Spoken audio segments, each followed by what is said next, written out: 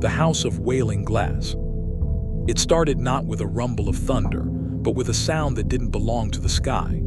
A sound that belonged in a heart torn from a chest. It was a high, thin wail, and for a moment I thought it was just the wind finding a strange new way to sing through the steel and glass bones of my villa. I was wrong. The sound wasn't in the air. It was inside my head, a vibration that hummed behind my teeth and made the expensive crystal glass on my bar tremble with a sympathetic fear.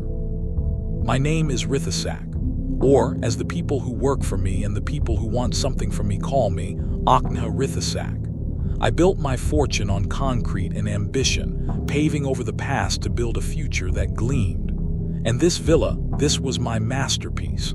Perched on the most coveted stretch of the Kep coastline, it was a palace of glass, a testament to my power to command the very landscape. From my hermetically sealed living room, I could watch the Gulf of Thailand without feeling its humidity, without smelling its salt, without being bothered by its messy, untamed reality. I had conquered nature, framed it, and hung it on my wall like a painting. That evening, the sky had been a masterpiece of its own, bruised purple and orange as the sun bled into the sea. A storm was coming, the weather app had warned, but I had laughed. What was a storm to me? My home was a fortress, its foundations driven deep into the bedrock, its windows rated to withstand a typhoon. I poured myself a glass of whiskey that cost more than my first car, the amber liquid catching the last of the light. I was the king of this cliff, the master of this view. Then came the wail. It grew, multiplying, layering itself until it was not one voice but a chorus. 1,000 voices, 1,000 grieving mothers all crying for a lost child. The sound was pure, undiluted sorrow, and it scraped at the edges of my sanity. I stood up, the whiskey sloshing in my glass. I walked to the immense pane of glass that made up the entire western wall of the room. The storm had hit. Rain, thick as silver threads, lashed against the window, but I could hear nothing of it. The wind could have been roaring like a dragon, but all that reached my ears was that impossible, heartbreaking keen. Beyond the glass, the sea was a monster. The waves were not rolling, they were heaving, a churning chaos of black water and white foam. And the foam wasn't receding. With every crash, it stayed, clinging to the sand and then crawling further. It moved like a living thing, stretching and pulling itself up the beach, not with the gentle ebb and flow of the tide, but with the grasping, desperate motion of skeletal white hands. They clawed at the sand, at the rocks, relentlessly, tirelessly, reaching for the foundations of my home. A chill, entirely separate from the air-conditioned cool of the room, snaked its way up my spine. My throat was suddenly dry, and then came the smell. It was faint at first, a ghost on the air. Brine, the raw, salty smell of the deep ocean, but my villa was sealed. The air was recycled, purified, perfect. There was no way for the outside to get in. The scent grew stronger, thicker, and it brought something with it. The sweet, cloying fragrance of crushed frangipani blossoms. The kind you see left as offerings at small, roadside shrines. Brine and flowers, the scent of a prayer given to the sea, the perfume of judgment. My heart began to hammer against my ribs, a frantic bird trapped in a cage of bone. This was impossible, a trick of the mind, stress. I hadn't been sleeping well, too many deals, too many numbers spinning in my head. I took a deep breath, the synthetic, clean air doing nothing to calm me. I needed to see my own face, to ground myself in the familiar, handsome features of a man in control. I leaned closer to the glass, trying to find my reflection in the storm-darkened pane. The rain streamed down the outside, distorting the world into a weeping canvas of light and shadow. I peered into the darkness, past the reflection of the minimalist lamp behind me, past the clean lines of the Italian sofa. And I found a face, but it was not my own. In the dark heart of the glass, a silhouette stood against the raging tempest. It was not me. It was a woman, tall, impossibly tall and slender, her form defined by the sharp, elegant lines of a traditional sampat skirt and a close-fitting top. Her hair was pulled back severely, a dark crown on her head. I couldn't see her features, not clearly, but I could feel her gaze. It was fixed upon me, an ancient, unwavering stare that cut through the glass, through the rain, through the very fabric of the storm, and into my soul. She was out there in the chaos, but her reflection was in here with me. And in the black mirrors of her eyes, I saw not anger, but a sorrow so profound it threatened to drown the world. My first instinct, the instinct of a man who solves problems with money and influence, was to call someone. My security chief, the site manager, anyone. I pulled my phone from my pocket, my hand shaking so badly I almost dropped the expensive device. No service. A single mocking cross sat where the signal bars should be. The Wi-Fi, a dedicated satellite link I paid a fortune for, was also dead. The wailing intensified, pressing in on the house, and I could feel the structure groaning around me, a low, resonant shudder that vibrated up from the soles of my feet. The skeletal hands of foam were at the base of the cliff now, scraping against the stone. I was alone, trapped in my transparent fortress with a ghost in the glass and an ocean of tears clawing at my door. My invincibility, my carefully constructed world of control, shattered into a million pieces. All I had was the whiskey in my hand and a growing dread that was colder and deeper than the sea itself. The storm wasn't just a storm. It had a purpose. It had a target. And the sound of its voice was the sound of a debt coming due. The power flickered. The lights buzzed, died for a second, then sputtered back to a sickly, pale imitation of their usual brilliance. The silence of the dead air conditioner was more terrifying than the wailing. In that brief moment of quiet, I heard a new sound, a soft, wet scraping. It was coming from the glass wall. I stared, my blood turning to ice water in my veins. The tips of the foam fingers, the highest reaching of the skeletal hands, were touching the glass, not crashing against it, scraping, tapping. Gently, patiently, like a visitor wanting to be let in. My mind raced, trying to find a logical explanation. An unusual tidal surge, a trick of acoustics, a hallucination. But the scent of brine and frangipani was undeniable. It was getting stronger, so thick I could almost taste it, a funeral bouquet in my mouth. I backed away from the window, stumbling over an ottoman. The glass, my beautiful, floor-to-ceiling wall of perfect vision, was no longer a window. It was a membrane, a thin, fragile barrier between my world and hers. The silhouette of the woman was still there, unmoving, a sentinel in the heart of the chaos. She didn't move, she didn't gesture, she just watched. And I knew with a certainty that defied all reason that the storm was her. The wind was her voice.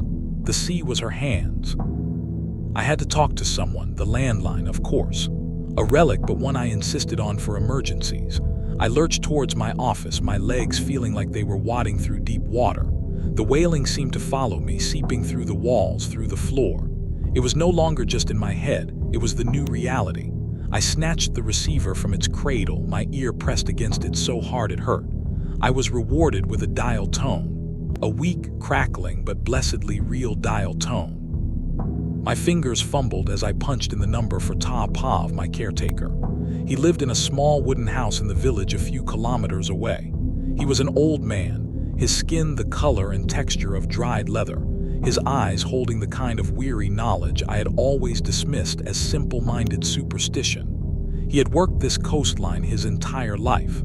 His father had worked it before him. If anyone knew what was happening, it would be him. The line rang once, twice, a third time. I was about to hang up when a frail voice answered, nearly swallowed by static.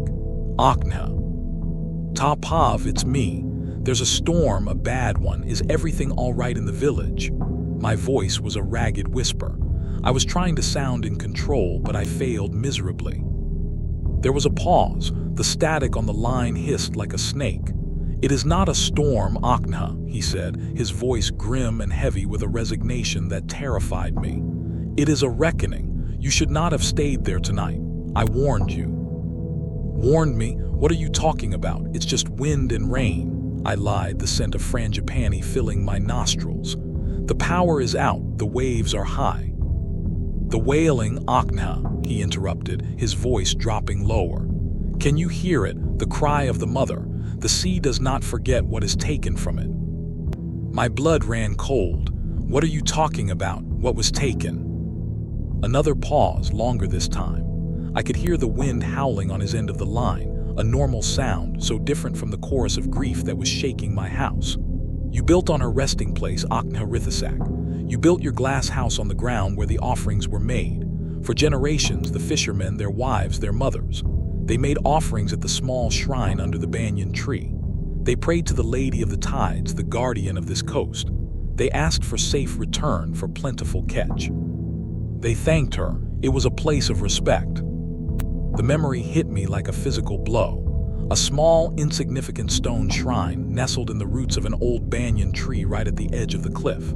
It was an eyesore, a blight on my perfect panoramic view. It was cluttered with faded prayer flags, half-burnt incense sticks, and wilted flowers. It smelled of decay and superstition. I remembered the day the bulldozers came. The crew, all local men, had refused to touch it. They stood there, their faces pale, shaking their heads. They spoke in hushed tones of the Nikta, the spirit of the place. I had laughed at them. I called them lazy, ignorant. I tripled their pay for the day and threatened to fire anyone who didn't comply. I stood there, arms crossed, as the machine roared to life and reduced the ancient stones and the gnarled roots to rubble. I had it all carted away like common trash. I had the ground leveled, sterilized, made ready for the foundations of my monument to modernity. The shrine, I whispered into the phone, my throat constricting. She is without a home, Akhnha, Topov said, his voice filled with a terrible sadness. And a spirit without a home becomes angry. The offering stopped. The prayers fell silent. You took her peace, and now she has come to take yours.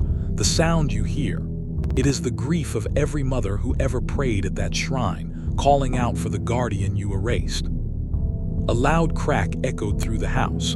I spun around, my eyes wide with terror. A hairline fracture had appeared on the glass wall, spreading from the corner like a spider's web. The tapping of the foam was no longer gentle. It was a frantic, insistent pounding. Topov, what do? I pleaded, my arrogance stripped away, leaving only raw, primal fear. You have to tell me what to do.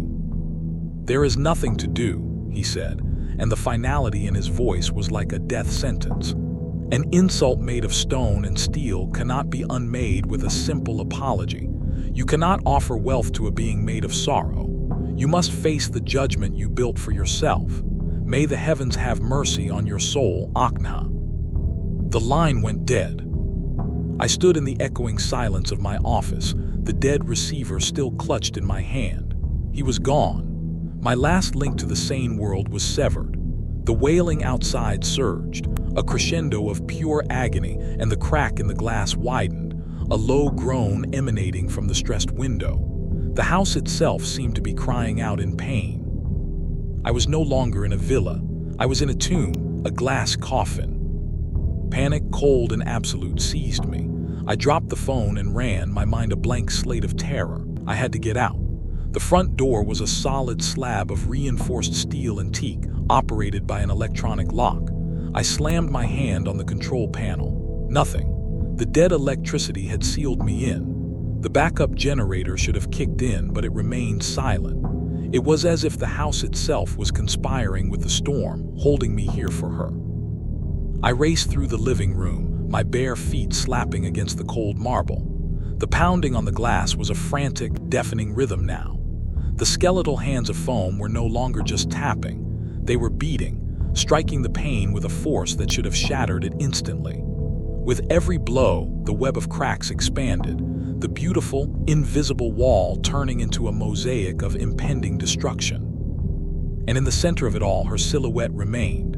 But it was changing. It was gaining substance. Before, she was a shadow against the storm. Now the storm seemed to be pouring into her, filling her out. I could see the shimmer of wet silk on her sampot, the glint of what looked like gold jewelry on her wrists. Her form was becoming solid, her presence in the reflection more real than the designer furniture around me. Then a memory, sharp and unwelcome, pierced through my fear. The day of the demolition. It wasn't just the workers who had been there. An old woman from the village, her face a roadmap of wrinkles, had come. She threw herself on the ground in front of the bulldozer, her palms pressed together in a desperate sampi. She begged me. She said I was destroying the heart of the community, that the Nikta would not forgive this insult. She said the sea would claim what was owed. I had my security guards lift her up and carry her away. She was screaming, not in anger but in grief, a wail that sounded eerily like the ones I was hearing now. I had dismissed her as a crazy old woman. Now I saw her face in the spectral form in the glass.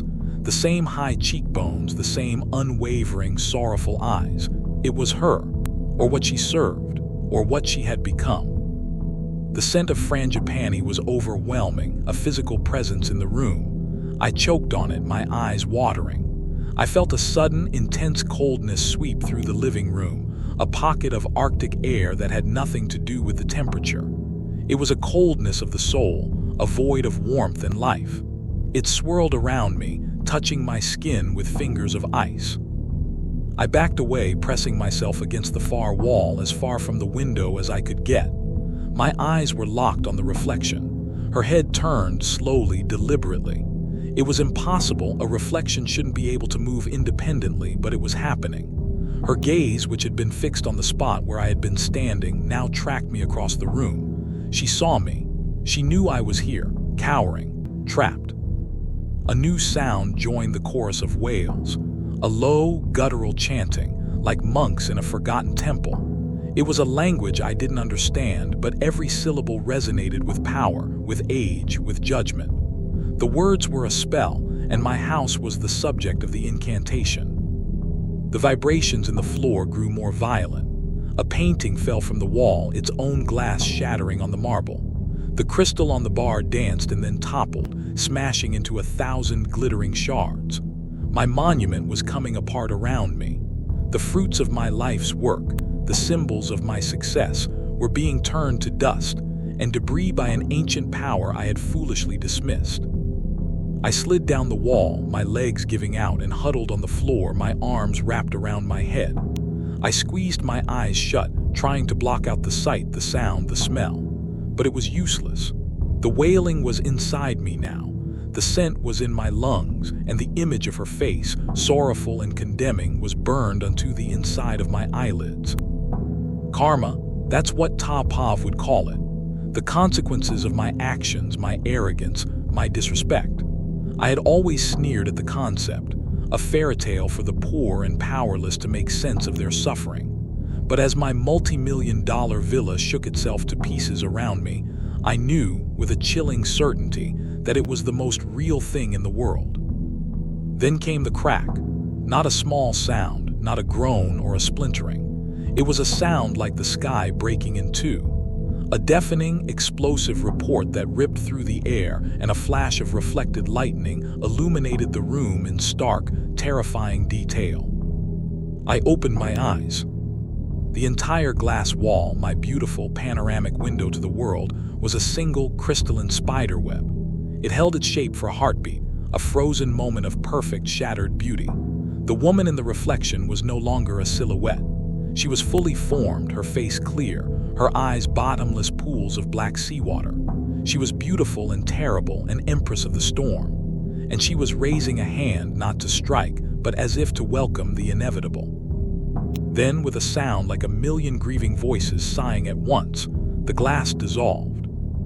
It didn't shatter outwards or inwards. It simply ceased to be, turning into a glittering mist of razor-sharp particles that hung in the air for a second before vanishing. The barrier was gone. The storm rushed in, but it was not wind and rain that filled the room. It was the sea itself.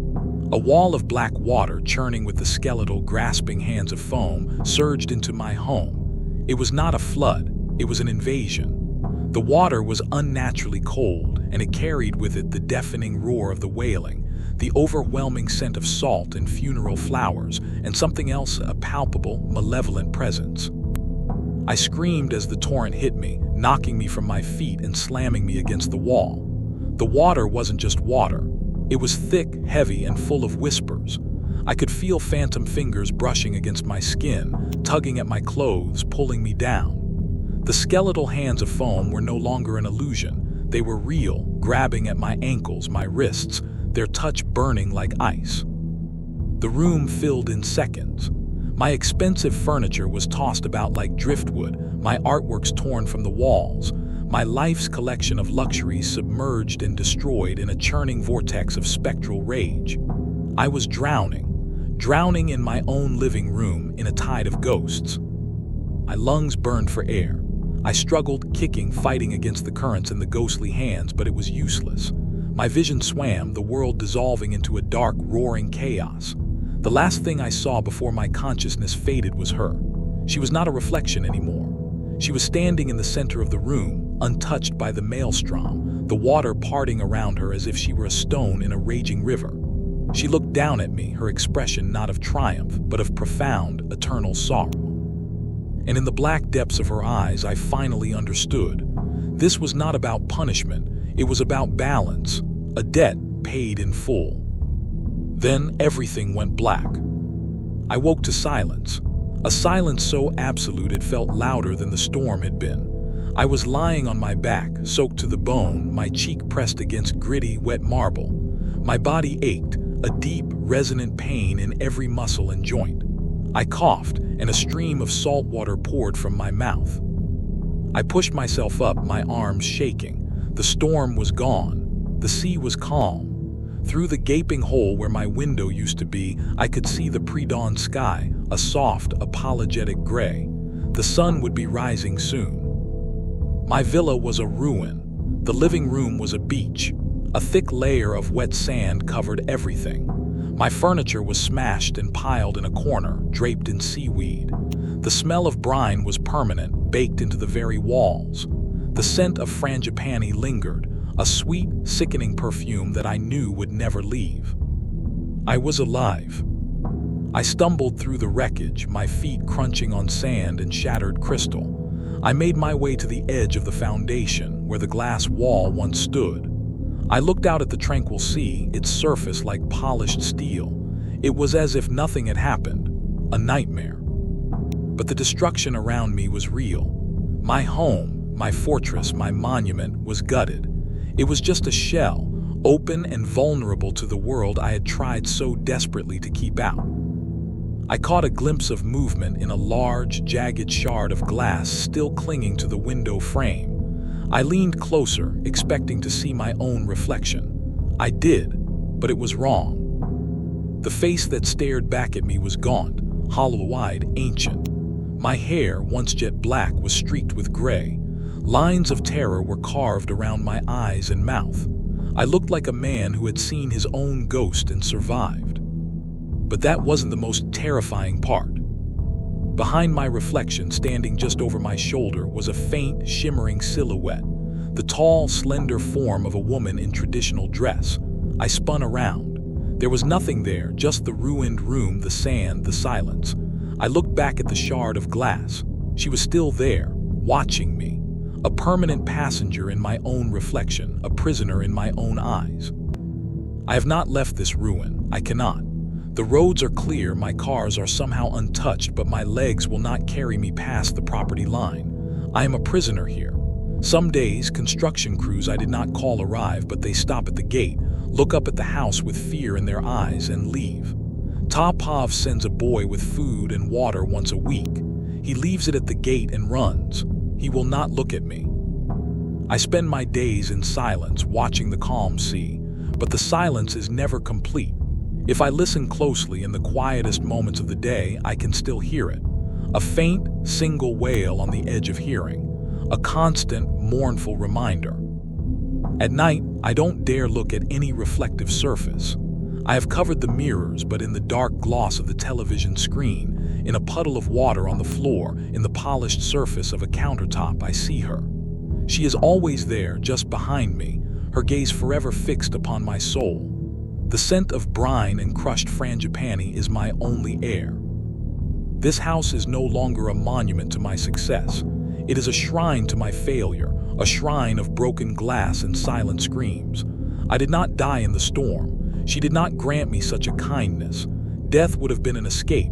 This is my penance. I am a ghost in my own life, haunted by the guardian I tried to erase. So if you are ever walking a coastline and you see a small, forgotten place of offering, a collection of stones, a tree wrapped in cloth, do not dismiss it. Do not see it as an obstacle to your view. You are not just looking at rocks and weeds. You are looking at the home of something ancient, something that remembers. Some debts are not paid with money. They are paid with silence and with fear and with the constant, chilling perfume of a promise the sea will always keep.